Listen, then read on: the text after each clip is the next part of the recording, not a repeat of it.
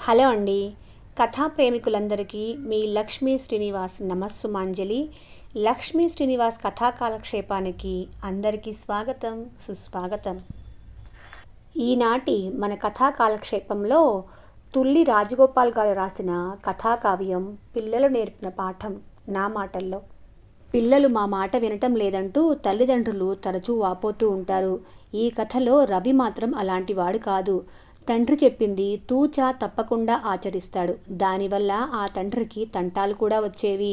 వేళ కాని వేళ ఇంటి నుంచి ఫోన్ వస్తే మళ్ళీ ఏం జరిగిందో అని ఆ తండ్రి బెంబేలెత్తిపోయేవాడు. అలాగే అతడి భార్య టీవీలో వార్త చూసి ఏడుస్తూ ఫోన్ చేసింది. మరి ఈసారి ఆ కొడుకు ఏం ఘనకార్యం చేశాడో చూద్దాం రండి. రవి ఎలా ఉన్నాడో ఏంటో ఒకసారి ఫోన్ చేయలేకపోయారా అంది నా శ్రీమతి సుజన. చదువుతున్న పేపర్ పక్కన పెట్టి అలా ఎప్పుడు పడితే అప్పుడు ఫోన్ చేయటానికి ఆ కాలేజీ వాళ్ళు ఒప్పుకోరే. వారానికి ఒకసారి మాత్రమే అనుమతి ఇస్తారు. అది కూడా ల్యాండ్లైన్కే ఫోన్ చేయాలి. పిల్లలకి సెల్ ఫోన్ ఇవ్వద్దని ప్రిన్సిపాల్ ఆర్డర్ వేశాడు. అయినా వాడేం చిన్నపిల్లాడా ఏంటి, బాగానే ఉండి ఉంటాడులే అన్నాను. చిన్నప్పటి నుంచి ఎప్పుడూ వాడు మమ్మల్ని విడిచి ఉండలేదు. ఇక్కడ కూడా మంచి కాలేజీలే ఉన్నాయి కదా, వాణ్ణి తీసుకెళ్ళి ఎక్కడో విజయవాడ దగ్గర చేర్పించడం ఎందుకు, కాస్త కోపంగానే అడిగింది నా ఇల్లాలు. వాడి బాబు కోసమే కదా చేర్పించింది. అక్కడ చదివితే మంచి పొజిషన్లోకి వెళ్తాడు. ఆ కాలేజీలో చదువు బాగా చెప్తారు. మన అబ్బాయి ప్రయోజకుడైతే మనకే కదా ఆనందం. ఇక్కడుంటే స్నేహితులు సరదాలు అంటూ తిరిగి చదువు నెగ్లెక్ట్ చేయవచ్చు. ఒక్కడే బిడ్డ కదా అని మనం కూడా భయం చెప్పలేకపోవచ్చు. కానీ అక్కడ అలా కాదు. మంచి డిసిప్లిన్ నేర్పిస్తారు. ఎంత 2 ఏళ్ళు. కళ్ళు మూసి తెరిచేలోగా ఇంటర్ పూర్తవుతుంది. ఆ తర్వాత ఇంజనీరింగ్లో చేరాలని వాడి కోరిక, మన కోరిక కూడాను. అక్కడ స్నేహితులు పరిచయం అయితే నెమ్మదిగా వాడే సర్దుకుంటాడు. నువ్వు అనవసరంగా బెంగ పెట్టుకుని నన్ను ఇబ్బంది పెట్టకు అని చెప్పాను. ఆమె ఇంకేం మాట్లాడకుండా విసవిస వంటగదిలోకి వెళ్ళిపోయింది. రవి మా అబ్బాయి అని చెప్పుకోవటం కాదు కానీ వాడు చిన్నప్పటి నుంచి చదువులోనూ ఆటపాటల్లోనూ ఫస్టే. మగపిల్లాడు కదా అని వెస్ట్రన్ డ్యాన్స్లో శిక్షణ ఇప్పించాం. ఇప్పటి సినిమాల్లోని యంగ్ హీరోలాగా డ్యాన్స్ అదరకొడతాడు. మా ఊళ్ళో ఎక్కడ ఏ డ్యాన్స్ పోటీ పెట్టినా వాడే బెస్ట్ డ్యాన్సర్. 12 ఏళ్ల వయసులోనే టీవీ ఛానల్ డ్యాన్స్ కాంపిటీషన్కి వెళ్ళాడు. ఫైనల్కి చేరిన 4గురిలో మా రవి కూడా ఉన్నాడు. అయితే ఆ ఫైనల్లో వేరే అబ్బాయి విన్నర్గా నిలిచాడు. ఓడిపోయిన మిగతా 2 కుర్రాళ్ళు కన్నీళ్లు పెట్టుకుంటే చూస్తున్న మాకే బాధగా అనిపించింది. మా ఆవిడ అయితే ఏడ్చేసింది. జడ్జీలు మా అబ్బాయికి అన్యాయం చేశారని ఆమె ఫీలింగ్. కానీ చిత్రం ఏమిటంటే మా వాడు మాత్రం ఏడవటం కానీ విచారంగా ఉండటం కానీ లేదు. న్యాయ నిర్ణేతలు యాంకర్ ఆశ్చర్యపోతూ రవి నీ ఫీలింగ్ ఏంటి అని అడిగారు. ఈ పోటీని నేను చాలా ఎంజాయ్ చేశాను అన్నాడు. మరి విన్నర్ కానందుకు నీకు బాధగా లేదా యాంకర్ అడిగింది. అలాంటిదేం లేదక్క. పోటీ అంటే ఎవరో ఒకరే గెలుస్తారు. గెలిచిన వారిని మిగతా వారంతా అభినందించాలి. అయినా నేను ఎందుకు ఏడవాలి? ఇక్కడ ప్రతి నిమిషాన్ని ఎంజాయ్ చేయటానికే వచ్చాను. ఈ ఛానల్ ద్వారా లక్షల మంది నా డ్యాన్స్ చూశారు. అది చాలు నాకు అన్నాడు. మా వాడు చెప్పింది విని ఆశ్చర్యపోవటం నా వంతైంది. అలా మాట్లాడమని నీకెవరు చెప్పారా అని తర్వాత అడిగాను. ఎవరు చెప్పలేదు డాడీ, నా ఫీలింగ్ అది అన్నాడు. నేను మరింత ఆశ్చర్యానికి లోనయ్యాను. మా రవి 2nd క్లాస్లో ఉండగా వాడికి చదువు సరిగా వచ్చేది కాదు. లెక్కలు సైన్స్లో బాగా పూర్గా ఉండేవాడు. ఆ టీచర్లు కొట్టేవారంట. ఒకరోజు సాయంత్రం నేను ఆఫీస్ నుంచి ఇంటికి వెళ్ళేసరికి రవి వాళ్ళమ్మతో చెబుతున్న మాటలు నాకు వినిపించాయి. అమ్మా, నాకు రాకపోతే నేర్పించాలి కానీ కొడుతున్నారేంటమ్మా, కొట్టినంత మాత్రాన చదువు వచ్చేస్తుందా అంటున్నాడు. వాడి మాటలు నాలో ఆలోచన రేకెత్తించాయి. మరుసటి రోజు స్కూల్కి వెళ్ళి కరస్పాండెంట్తో మాట్లాడాను. పిల్లాన్ని కొట్టకుండా నేర్పాలని కోరాను. పిల్లల్ని దండించకపోతే చదువు రాదు సార్, మా అబ్బాయికి చదువు రావటం లేదని మళ్ళీ మీరే నిలదీస్తారు అన్నాడు ఆయన. మిగతా పేరెంట్స్ సంగతి నాకు తెలియదు. మా వాడికి మార్కులు సరిగ్గా రాకపోయినా నేను మిమ్మల్ని అడగను. కానీ దయచేసి ఆ పసివాళ్ళని కొట్టకుండా చదువు చెప్పండి అని రిక్వెస్ట్ చేశాను. ఒకరోజు సాయంత్రం మా సుజన ఆఫీస్కు ఫోన్ చేసి త్వరగా ఇంటికి రమ్మని చెప్పింది. ఏం జరిగిందో ఏంటో అని కంగారుగా ఇంటికి వెళ్ళాను. వాకిట్లోనే మా వాడి స్నేహితుడు గిరి తండ్రి రాజారావు నిలబడి ఉన్నాడు. ఆయన నగరంలోని ఒక ప్రముఖ డిపార్ట్మెంట్ స్టోర్ వ్యాపారి. మేము వారి షాపులో సరుకులు కొంటుంటాం. నన్ను చూడగానే ఆయన మీ అబ్బాయి పద్ధతి బాగాలేదండి అని కంప్లైంట్ చేశాడు. ఏం చేశాడు కంగారుగా అడిగాను. ఏం చెప్పమంటారు సార్, మీ ఇంటి దగ్గర వాతావరణం ఏంటో మాకు తెలియదు. కానీ మా పిల్లల్ని మా ఇష్టం వచ్చినట్లుగా పెంచుకుంటాం. కోపం వస్తే 4 తన్నుకుంటాం, కానీ వేలుడంత లేడు మీవాడు. ఆ మాటలేంటండి, వింటేనే మతిపోతుంది. అక్కడే మీ వాడికి 4 వడ్డిద్దామనుకున్నాను, కానీ పరాయి వాళ్ళ పిల్లల్ని కొట్టడం ఎందుకని అదేదో మీ దగ్గర తేల్చుకుందామని ఇలా పనిగట్టుకుని వచ్చాను, కోపంతో ఊగిపోతూ చెప్పాడు రాజారావు. ఇంతకీ మా వాడేమన్నాడండి? ఏమన్నాడా? ఇవాళ మా అబ్బాయిని కొడుతుంటే అదేంటి అంకుల్ గిరిని అలా బాధేస్తున్నారు?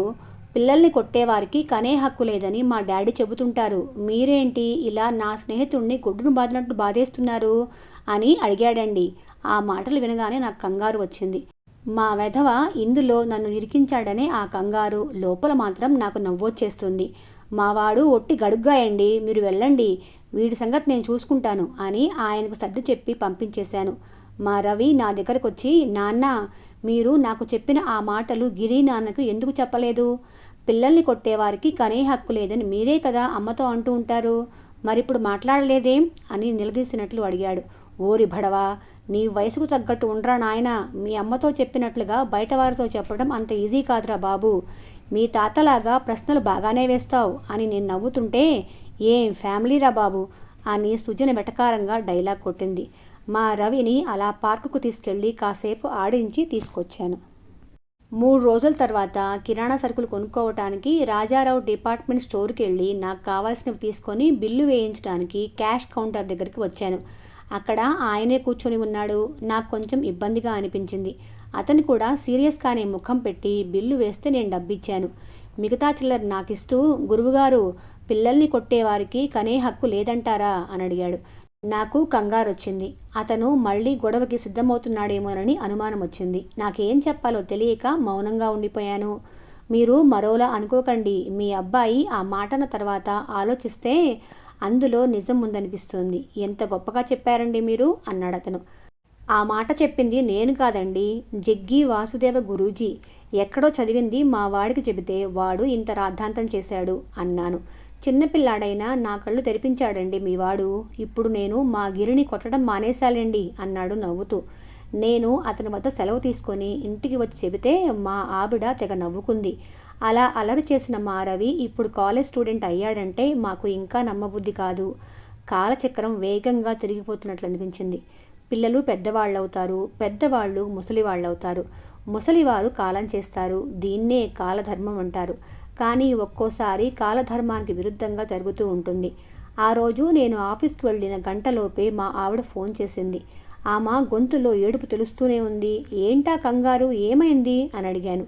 మన రవి కాలేజీలో చదువుతున్న ఒక కుర్రాడు హాస్టల్ గదిలో ఊరేసుకొని చనిపోయాడంటండి. టీవీలో చూపిస్తున్నారు. నాకెందుకో భయంగా ఉంది. మీరు వెంటనే రండి, ఆ ఊరు వెళ్ళి మన అబ్బాయిని తీసుకొచ్చేద్దాం అంది. నా గుండె గుబేల్ మంది. సరే వస్తున్నా అని చెప్పి ఇంటికెళ్ళి టీవీలో ఆ న్యూస్ చూశాను. కళాశాలకి పేరు రావాలని మార్కుల కోసం, ర్యాంకుల కోసం విద్యార్థులపై ఒత్తిడి తెస్తున్న యాజమాన్యం, ఒత్తిడి తట్టుకోలేని విద్యార్థి ఆత్మహత్య, పసిమొగ్గలను చిదిమేస్తున్న నేటి విద్యారంగంలోని పోటీతత్వం, ఇలా టీవీ న్యూస్ ఛానళ్లలో పోటీ పడి మరీ వార్తలు చెబుతున్నారు. పక్కనే కళాశాల హాస్టల్ గదిలో ఉరివేసుకున్న విద్యార్థి మృతదేహాన్ని కళాశాలను పదే పదే చూపిస్తున్నారు. నా మనసంతా దిగులుగా మారిపోయింది. ఆ కుర్రోడు ఎంత పనిచేశాడు, కన్నవారికి కడుపుకోత మిగిల్చాడు. అయినా తల్లిదండ్రుల తప్పు కూడా ఉందేమో. తమ పిల్లలు పోటీ పడి చదివి డాక్టర్లో, సాఫ్ట్వేర్ ఇంజనీర్లు అవ్వాలని, అమెరికా వెళ్ళి లక్షల జీతాలు వచ్చే ఉద్యోగాలు చేయాలని కలలు కంటున్న పేరెంట్స్ పిల్లలకు బాల్యం లేకుండా చేసి ఇలా మొగ్గల్లోని తుంచేసేలా చేస్తున్నారేమో. ఆ జాబితాలో నేను ఉన్నాను కదా అనిపించి బాధ కలిగింది. వెంటనే విజయవాడ బయలుదేరి మా అబ్బాయి కాలేజీకి చేరుకున్నాం. మాలాగే మిగతా పిల్లల తల్లిదండ్రులు చాలామంది అక్కడికి వచ్చారు. అందరి ముఖాల్లోనూ భయం, బెంగ. చాలామంది పిల్లలు బెదిరిపోయి ఉన్నారు. మా సుజన రవిని పొదివి పట్టుకొని ఒకటే ఏడుపు. ఇంటికెళ్ళిపోదాం, వచ్చేయరా, మన ఊళ్ళోనే మన కళ్ళ ముందు ఉండి చదువుకుందు కానీ ఇక ఇక్కడ ఒక్క క్షణం కూడా ఉండద్దు, నీ బట్టలు సర్దుకో, వెళ్ళిపోదాం అంది. నాకు ఏం మాట్లాడాలో తోచటం లేదు.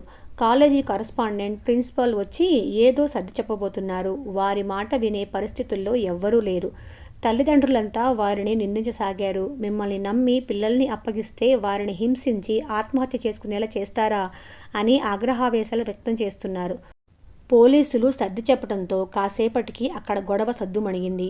మమ్మల్ని అందరినీ పెద్ద హాల్లో కూర్చోబెట్టారు. నేను మా రవిని అడిగాను, ఏరా ఇంటికెళ్ళిపోదామా అని. దానికి వాడు, లేదు నాన్న, నేను రాను. నేనే కాదు, ఇక్కడ చదివే ఏ విద్యార్థి ఇంటికి రాడు. మీరంతా మా మీద ఎన్నో ఆశలు పెట్టుకుని ఇక్కడ చదివిస్తున్నారు. మీ ఆశలకు తగ్గట్టుగానే ఇక్కడ చదువు చెబుతున్నారు. ఇందులో ఎవరు తప్పు ఉందని చెప్పగలం? ఇక్కడ చదువులు వంట పట్టించుకునే విధంగా రాటు తేలాల్సింది మేమే. మీ అందరి ఆశలను కలలను నిజం చేస్తూ విజేతలుగా మారటానికే ఇక్కడికి వచ్చాం. కొత్త కదా, ఇబ్బందిగా ఉన్నమాట నిజమే. ఒక్కోసారి మా మనసు ఈ ఒత్తిడి తట్టుకోలేకపోతుంది కూడా. అందుకే వాడు అలా చేసుకున్నాడు. ఇక ముందు ఇక్కడ ఏ ఒక్కడు అలా కాకుండా చూడాల్సిన బాధ్యత మాపైనే ఉంది. ఇకపై ఏ విద్యార్థి అలా చనిపోకూడదు. అలా చనిపోనివ్వం. ఇక్కడికొచ్చింది విజేతగా తిరిగి వెళ్ళటానికే గాని విగతజీవిగా మారడానికి కాదు. వాడు అలా చనిపోయాక మేమంతా కలిసి ఓ నిర్ణయానికొచ్చాం. ఇక్కడ చదువు మాలో మాకు మార్కుల్లో పోటీ కాదని, జీవితంలో గెలిచే విధానాలను నేర్చుకునే పోటీ అని మా మాస్టర్లు చాలాసార్లు మాతో చెప్పారు. జీవితంలో గెలవాలి అనుకునేవాడు ఎప్పటికీ పిరికివాడిలా ఆత్మహత్య చేసుకోకూడదని మా ఫిజిక్స్ సార్ ఇందాకే చెప్పారు. మేం పిరికివాళ్ళం కాదని నిరూపించాలనుకుంటున్నాం అన్నాడు. వాడితో మిగతా పిల్లలు గొంతు కలిపారు. ఆ మాటలు వినేసరికి నాకు కళ్ళమ్మట నీళ్లు తిరిగాయి.